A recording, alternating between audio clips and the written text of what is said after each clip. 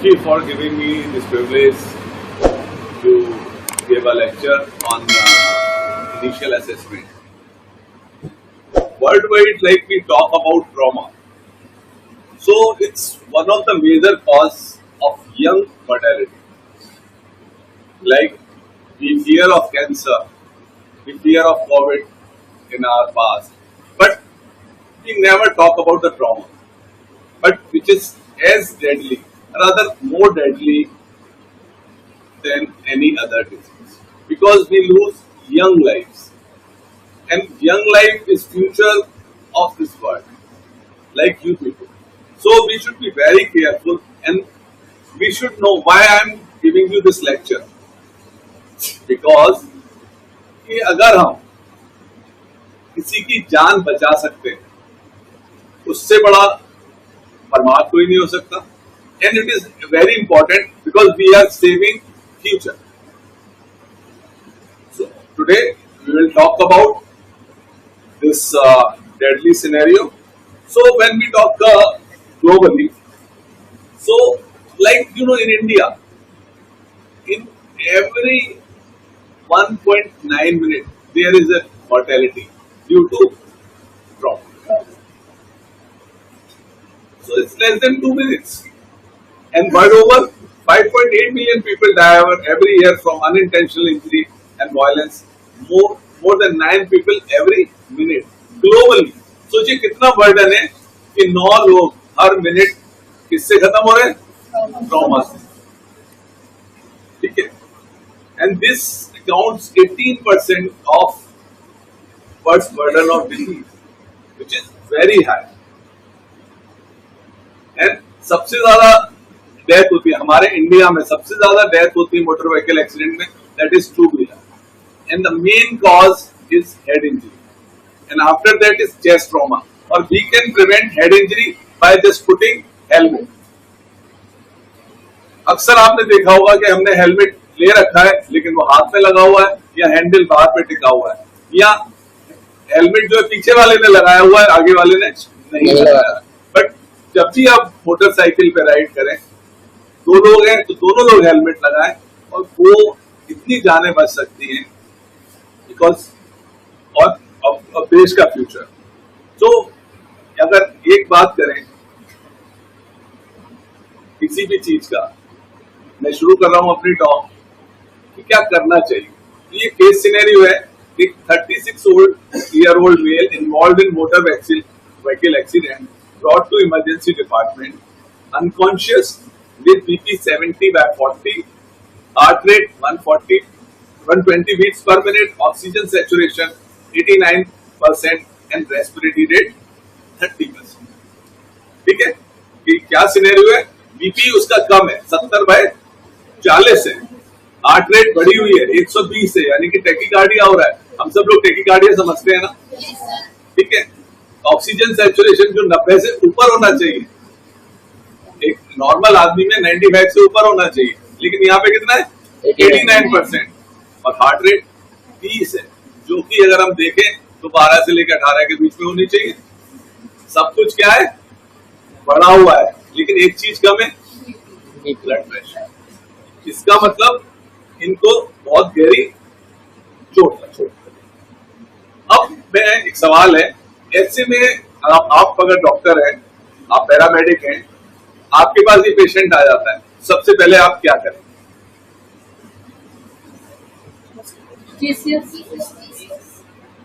GCS देखेंगे. और क्या करेंगे? सर आईवी असेस करने. देखिए सबसे पहले देखिए कितना, अगर हमारे पास पेशेंट आता है, सैचुरेशन गड़बड़ है, रेस्पिरेटरी रेट बढ़ा हुआ है, बीपी कम है, अगर कोई भी पेशेंट आए सबसे पहले उसे क्या लगा दो? Oxygen. Oxygen doesn't cause any harm. Oxygen से कोई नुकसान नहीं है. हम भी ऑक्सीजन अगर मास्क लगा लेंगे तो कोई नुकसान है, लेकिन ये पेशेंट को अगर आप सबसे पहले ऑक्सीजन दे देंगे तो फायदा है. तो यही ट्रॉमा का बेसिकली मूल मंत्र है. और हम लोगों ने बचपन में क्या पढ़ा था? ABCD. और यही ट्रॉमा में पढ़ते हैं, इनिशियल असेसमेंट में क्या पढ़ते हैं, ABCDE। मैं आपको F भी बताऊंगा, लेकिन हम लोग बात करेंगे ABCDE। हम सड़क पे गुजर रहे हैं क्योंकि हम मेडिकल से ताल्लुक रखते हैं। अगर हमको ये ABCD पता है, हमको CPR करना आता है, CPR सब समझते हैं ना, अगर हमको CPR करना आता है, हमको ABCD पता है, तो हम कई जाने बचा सकते हैं। इसीलिए एक बेसिक लाइफ सपोर्ट कोर्स जो सबके लिए, आप लोगों के लिए मैंडेटरी किया है। कितने लोगों ने बेसिक लाइफ सपोर्ट किया हुआ है? BLS, very good. तो बहुत कम लोगों ने किया है। मैं ये चाहता हूं अगली बार जब ये कोर्स हो तो सारे लोग करें। तो ट्रॉमा है क्या और कैसे मैनेज करना है? तो मैंने इसका एक ट्रॉमा को निमोनिक मान के उसको एक फुल फॉर्म देने की कोशिश करी। तो T से मैंने कहा ट्रैक। हमारे पास पेशेंट आ रहा है, कोई भी इंफॉर्मेशन आ रही है। ट्रॉमा ये नहीं है कि आपके पास आया वहीं शुरू हो गया। ट्रॉमा जब आपको इंफॉर्मेशन आती है, वहीं से ट्रॉमा का ट्रीटमेंट मैनेजमेंट चालू हो जाता है। तो ट्रैक करो जो इंफॉर्मेशन मिले, जिससे कि अपनी तैयारी करने का टाइम मिलेगा। जैसे अभी हमारे एक बस एक्सीडेंट हुआ जिसमें 141 लोग हमारे पास इंजर्ड आए। हमारे पास फोन आ गया था कि हम 141 लोगों को भेज रहे हैं। किसी भी बड़े अस्पताल में 140 लोगों को, ट्रॉमा के पेशेंट को मैनेज करना आसान नहीं है, बहुत मुश्किल है, क्योंकि इतने बेड्स ही नहीं होते आपके पास। लेकिन हमारे पास इंफॉर्मेशन आई, हमने उस तरीके से प्लान किया कि how to manage these 141 patients. तो मैं आपको बताऊंगा इसमें ट्रायजिंग का कितना बड़ा रोल होता है, कि ट्रायजिंग क्या होती है। So track and then respond. जो आपको इंफॉर्मेशन मिली है, you have to respond and prepare yourself for that particular task.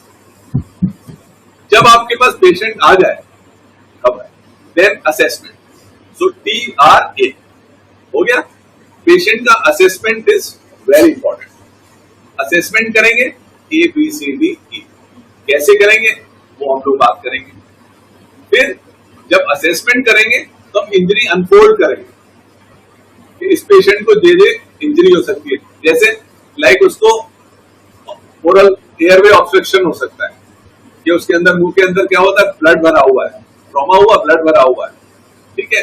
या क्या हो सकता है कि उसका रिफ्रैक्चर है, उसको न्यूमोथोरैक्स होता है। न्यूमोथोरैक्स क्या होता है? जब चेस्ट कैविटी में एयर accumulation हो जाता है। जानते हैं, तो न्यूमोथोरैक्स हो सकता है। So that is unfolding the scenario. तभी तो आप रिस्पॉन्ड करेंगे। और फिर उसके बाद मैनेजमेंट।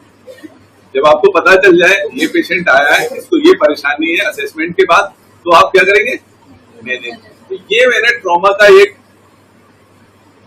जो इसको निमोनिक मान के इसको अनफोल्ड किया। Track, respond, assess, unfold, manage. ठीक है। ये एक हादसा हुआ था उड़ीसा में, हम सबको पता है ना, ट्रेन एक्सीडेंट। कितनी सारी कैजुअलिटी हुई और कितने सारे लोग घायल हुए। यहां पे बात आती है ट्रायजिंग, क्योंकि इतने सारे पेशेंट को किसी भी अस्पताल में आप सीधा भेज देंगे तो वहां पे क्योस्की होने वाला है, इलाज नहीं होने वाला। क्यों? किस किस को? क्योंकि सारे मरीज इंपॉर्टेंट है। तो इसे कहते हैं फील्ड ट्रायजिंग।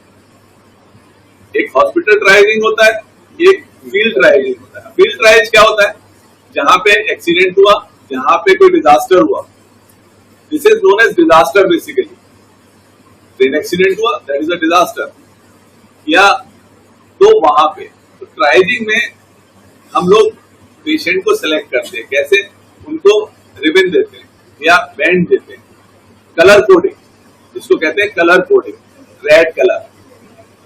आप लोग जानते हैं कौन कौन सा कलर होता है? रेड, येलो, ग्रीन और ब्लैक। एक और कलर होता है, किसी किसी जगह उसको ग्रे कलर कहते हैं, किसी किसी जगह ब्लू कहते हैं। पर हम लोग सिर्फ इन 4 कलर की बात करेंगे, ठीक है। रेड कलर, जिसको इमीडिएट लाइफ थ्रेटनिंग इंजरीज है, यानी कि अगर उसको तुरंत ध्यान नहीं दिया गया वो उसकी डेथ हो सकती है या और इंजरी सीवियर हो सकती है। दूसरा येलो, लाइफ थ्रेटनिंग, यानी कि इसके पास हमारे पास टाइम है, कुछ घंटों का टाइम है हमारे पास, 12 से 24 घंटे हैं हमारे पास, ठीक है। तो इसको किस दिया हमने, सेकंड प्रायोरिटी दिया। अब ग्रीन है, लाइक पेशेंट क्या है, दर्द से चिल्ला रहा है, वॉक कर ले रहा है, आपसे बात कर ले रहा है, बैठा हुआ है, तो उसको यानी कि अगर आपसे बात कर रहा है, इसका मतलब एबीसी उसका सही है। एबीसी कैसे, क्योंकि बात कर रहा है तो उसको यानी कि ओरल बढ़िया है, ब्रीदिंग भी अच्छी है, क्योंकि वो हाइपोक्सिया नहीं हो रहा, ब्रेन भी सही है, सर्कुलेशन भी सही है, तो ऐसे को ग्रीन। और जिसकी डेथ हो गई तो मैंने 3 की तो प्रायोरिटी बता दी आपको। अब एक आता है जो ब्लैक की क्या प्रायोरिटी रहेगी, जिसकी डेथ हो गई, उसका क्या करेंगे, उसको तुरंत देखेंगे या उसको बाद में देखेंगे या बीच में देखेंगे, क्या करेंगे। यानी कि जिसकी डेथ हो गई उसमें आप कुछ कर सकते हैं नहीं। तो जिसको बचा सकते हैं, दैट यानी कि जो इमीडिएट लाइफ थ्रेटनिंग इंजरीज है, means red, first, yellow, green and last में क्या आया, black. So this is known as, जो आप स्लाइड देख रहे हैं, this is triage sieving. Sieve जानते हैं, छलनी। तो हम भी पेशेंट को क्या करते हैं, बिल्डर करते हैं, है ना। वॉकिंग, इसमें देखेंगे आप सामने लिखा हुआ है वॉकिंग, यस, प्रायोरिटी क्या आ गई, ग्रीन। कलर देखा आपने, ग्रीन बना हुआ है। ब्रीदिंग, नो, ठीक है। हमने उस पर मैन्यूवर किया, उसका एयरवे रेस्टोर करने की कोशिश करी, तभी ब्रीदिंग नहीं आई, इसका मतलब क्या है, ब्लैक, ठीक है। फिर हमने देखा अगर ब्रीदिंग है, यस, रेस्पिरेटरी रेट क्या है, लेस देन 10 है या ग्रेटर देन 29 है, तो प्रायोरिटी रेड हो गया। उसके बाद यार 10 से 19 के बीच में चल रही है, 29 के बीच में सर्कुलेशन कैसा है, तो प्रायोरिटी येलो। सो ये कलर कोडिंग का फायदा क्या है, यानी कि जैसे आपने छलनी में छाना ना, पत्ती अलग हो जाती है, चाय अलग हो जाती है, उसी के हिसाब से जिसको टॉप प्रायोरिटी है वो उसको आप सबसे पहले क्या करेंगे, अलग करेंगे और इमरजेंसी जो भी नियरेस्ट ट्रॉमा सेंटर होगा वहां भेज देंगे, या नियरेस्ट हेल्थ फैसिलिटी होगी वहां भेज देंगे। उसके बाद दूसरा, यानी कि आपने दूसरे हॉस्पिटल पे लोड कम कर दिया और जो पेशेंट का प्रायोरिटाइज भी कर दिया आपने, ठीक है। तो ये ट्राइजिंग बहुत जरूरी है, ठीक है। इसे फील्ड ट्राइज कहते हैं। हमारे यहाँ यूजली फील्ड ट्राइजिंग नहीं है, ठीक है, लेकिन होना चाहिए। अभी कोशिश हो रही है कि सभी लोगों को इतना ट्रेन कर दिया जाए कि वो फील्ड ट्राइजिंग कर पाए, तो जिससे क्या, जो टर्शरी केयर सेंटर है लाइक यूपी यूएमएस है, वहां पे बर्डन जो है ना वो कम हो जाएगा। हमारे पास वही पेशेंट आएंगे जिनको इमीडिएट लाइफ थ्रेट होगा, या और वो बाद में आएंगे, तो हम उनको सब फैसिलिटी प्रोवाइड कर पाएंगे, है ना। दो टर्म होते हैं, इसमें ये जानना जरूरी है। एक होता है मल्टीपल कैजुअलिटी, आप लोगों ने कई बार सुना होगा। एक होता है मास कैजुअलिटी, जो ट्रेन एक्सीडेंट दिखाया मैंने वो मास कैजुअलिटी। एक होता है मल्टीपल कैजुअलिटी। मल्टीपल कैजुअलिटी का मतलब होता है जैसे मेरे हॉस्पिटल में 10 बेड है ना, और मेरे पास पेशेंट कितने आ रहे हैं, 10 इंजर्ड हुए 10 पेशेंट, यानी कि जितने बेड है उतने पेशेंट आ रहे हैं, इसमें ट्राइजिंग की कोई, सो दैट इज मल्टीपल, क्योंकि भाई हम हॉस्पिटल में उनको देख के कर देंगे, that is multiple. Mass casualty में रिसोर्स कम है और विक्टिम्स ज्यादा है, तो इसमें भी अंतर समझना चाहिए। अगर फोन पे आता है इधर मल्टीपल कैजुअलिटी आ रही है तो आप प्रिपेयर हो जाएंगे कि क्या है, और वहीं पे मास कैजुअलिटी पता चला तो आप अलग तरीके से प्रिपेयर होंगे, बोलेंगे ट्राइजिंग हुआ है या नहीं पूछेंगे आप। तो ये प्री हॉस्पिटल ट्राइजिंग। अब जब पेशेंट आपको मिल गया तो अब प्री हॉस्पिटल क्या है, जो मैंने BLS की कोर्स की बात करी, तो जो एम्बुलेंस या हेल्थ केयर है जो फैसिलिटी फील्ड में दे रहे हैं, they should be trained for, सबसे पहले तो ऑक्सीजन लगाना, अगर आई फ्लूइड लगा सकते हैं वो लगाना, अगर इंट्यूबेट कर सकते हैं तो वो बहुत इंपॉर्टेंट चीज होती है। क्योंकि जब हम इंजरी की बात करते हैं किसी पेशेंट की, तो 4 चीजों पे हमारा ध्यान होता है, that is missed miss short form है, मिस माने मैकेनिज्म ऑफ इंजरी। कोई पेशेंट हमारे पास आ रहा है तो उसकी इंजरी की मैकेनिज्म क्या है, जैसे high speed motor vehicle accident, that is mechanism. साथ में अनरेस्ट्रेन्ड है, यानी कि उसने सीट बेल्ट नहीं लगाया हुआ है, तो रिस्क क्या होगा, बढ़ गया ना। फिर सेकंड पार्ट है कि हमें जो हमारे एम्बुलेंस से लेके आ रहे हैं वो हमें बताते हैं इंजरी क्या है, जैसे उसके साइंस क्या है भाई, अगर वो बीपी देख लेते हैं, SpO2 देख लेते हैं, है ना, GCS अगर उनको देखना आता है तो वो देख सकते हैं, रेस्पिरेटरी रेट देखना आता है, जो मैंने आपको अभी एक सिनेरियो में बताया। तो इससे क्या होता है, बड़ी हेल्प होती है। And trauma resuscitation at the spot, यानी कि फील्ड से ही शुरू हो जाना चाहिए और होता है। That is the right way of doing trauma management. ये नहीं है कि जब अस्पताल में पहुंच जाएंगे तब से ट्रॉमा मैनेजमेंट। आपने कई एम्बुलेंस देखी होंगी, पेशेंट आता है मास्क लगा के, ऑक्सीजन वगैरह होता है, तो that is a part of management. वो प्री हॉस्पिटल ही शुरू हो जा रहा है, वहां पे असेसमेंट भी हो जा रहा है उसका। So the important part is preparation. Preparation मैंने आपको बताया कि फोन आया हमारे पास, हमने अपने हॉस्पिटल को तैयार कर लिया कि इतने पेशेंट आ रहे हैं, इस तरह से हम मैनेज करेंगे। हमारी टीम तैयार है, जैसे हमारे यहाँ पे डॉक्टर्स की टीम है, एक क्विक रेस्पॉन्स टीम है। क्विक रेस्पॉन्स टीम क्या है, जैसे कि ट्रॉमा का हमारे पास इंफॉर्मेशन आती है, हम उस क्विक रेस्पॉन्स टीम को फोन करते हैं, एडिशनल मैन पावर हमारे पास आ जाती है। ठीक है, जिसे कहते हैं प्रिपरेशन। और विदाउट प्रिपरेशन के एग्जाम पास हो सकता है? नहीं। विदाउट प्रिपरेशन के क्या लेक्चर हो सकता है? नहीं। तो प्रिपरेशन इज ऑलवेज नेसेसरी। जब पेशेंट आपके पास आ जाए तो उसको करना है प्राइमरी सर्वे। प्राइमरी सर्वे करते हैं ABCD। सर्वे दो तरह के होते हैं, एक प्राइमरी सर्वे होता है, दूसरा सेकेंडरी सर्वे। ठीक है, ये बड़ी कॉमन सेंस की बात है। जब प्राइमरी आएगा इसका मतलब कहीं ना कहीं सेकेंडरी जरूर होगा। जैसे सुपीरियर होगा तो इंफीरियर होगा, मीडियल होगा तो लेटरल होगा। तो ये उसके बाद हम कैसे रिसेसिटेशन करते हैं और एडजेंट्स कैसे, एडजेंट्स क्या होता है, एडजेंट समझते हैं? नहीं समझते। X-ray chest is urgent. आपने क्लिनिकली देखा, आपने राइस ट्यूब डाली, एडजेंट। आपने फोलिस कैथेटर डाला, एडजेंट। इसको एडजेंट कहते हैं, जो सपोर्ट कर रहा है आपको। आपने fast focused assessment of sonography of trauma, focused abdominal sonography of trauma कहते हैं, फास्ट, जिसे ई फास्ट आ गया है।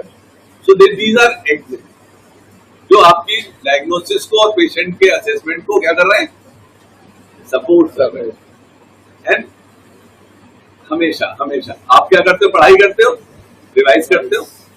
तो ऐसी जब पेशेंट आए, रीइवैल्यूएशन, कीप रीइवैल्यूएटिंग इट कि कहीं कोई चीज मिस तो नहीं हो रही है। और जब एक बार पेशेंट सेटल हो जाए आपके प्राइमरी सर्वे से, तब उसका क्या करते हैं, सेकेंडरी सर्वे। सेकेंडरी सर्वे में हेड टू टो डिटेल जो एग्जामिनेशन करना होता है। तो एक अब पेशेंट तो आ गया हमारे पास। अब बड़ी मजेदार आपको चीज, प्राइसिंग जो मैं बता रहा था आपको, एक 10 सेकंड असेसमेंट होता है। कल भी मैं बात कर रहा था उस 10 सेकंड असेसमेंट। पेशेंट आए, पड़ा हुआ है, फील्ड में पड़ा हुआ है, आपके पास हॉस्पिटल में आ गया, आपने उसके पास गए। हमको सिखाया जाता है ना, किसी का भी नाम पूछो।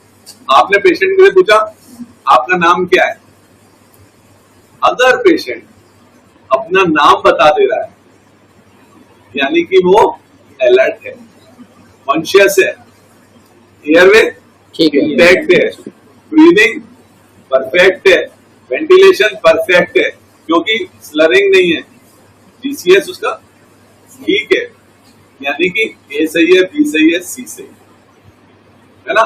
तो डिसेबिलिटी को यानी कि आपका पेशेंट आराम से ग्रीन में रखने लायक है। कितनी देर में पता चल गया? आपने क्या पूछा? सिर्फ एक बात पूछी, आपका नाम क्या है।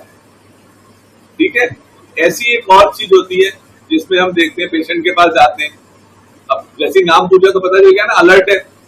लेकिन कभी कभी क्या होता है, पेशेंट सिर्फ वर्बली रिस्पॉन्स कर पा रहा है, मतलब कुछ साउंड्स निकाल रहा है, या आपने पेन, जैसे कहते हैं स्पॉन्टेनियस आई, अपने आप आंखें खोल रहा है, फिर आपने कहा पेन पे खोल रहा है, या वर्बल बोलने पे खोल रहा है, या तीसरे चौथा क्या होगा, अनकॉन्शियस।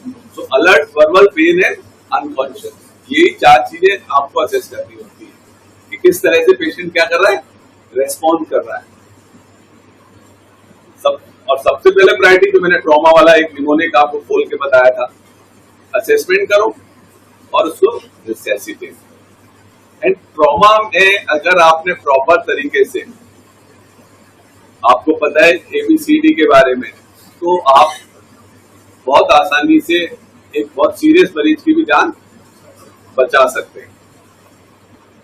ठीक है, तो और जो एक मूल मंत्र होता है वो क्या है, लुक, लिसन एंड फील। कोई भी पेशेंट, हम कहते हैं ना, जब अगर मेडिकल में हिस्ट्री लेते हैं, एग्जामिनेशन करते हैं, सबसे पहले कहते हैं इंस्पेक्शन। इंस्पेक्शन मीन्स लुक, देखना। फिर कहते हैं लिसन। ट्रॉमा में थोड़ा सा डिफरेंट होता है। लिसन माने जैसे ऑस्कल्टेट करते हैं ना, स्टेथोस्कोप लगा के, फिर फील, पैल्पेशन करते हैं। So look, listen and feel, ये बहुत इंपॉर्टेंट चीज होती है। जैसे कोई चेस्ट इंजरी का पेशेंट आ गया आपके पास, ठीक है, अब उसको आप सबसे पहले तो देखेंगे कोई इंजरी कहीं नहीं है, एक्सपोज करेंगे, कोई कट तो नहीं है, एब्रेजन तो नहीं है, लेसरेशन तो नहीं है, कोई वुंड तो नहीं है, पेनिट्रेटिंग वुंड हो सकता है, कुछ भी हो सकता है। फिर लिसन, क्योंकि अगर आपने फील करा उससे पहले फील करा, तो पेशेंट को पता चला रे फ्रैक्चर है ना, तो उसको क्या होगा, पेन होगा, तो फिर आपको ऑस्कल्टेट नहीं करने देगा। तो सब फिर क्या, पहले कर लो, क्या करो, लिसन कर लो, पहले ऑस्कल्टेट करके देख लो, क्योंकि ब्रेथ साउंड, हार्ट साउंड सुनना बहुत जरूरी है। उसके बाद उसको फील करो, है ना।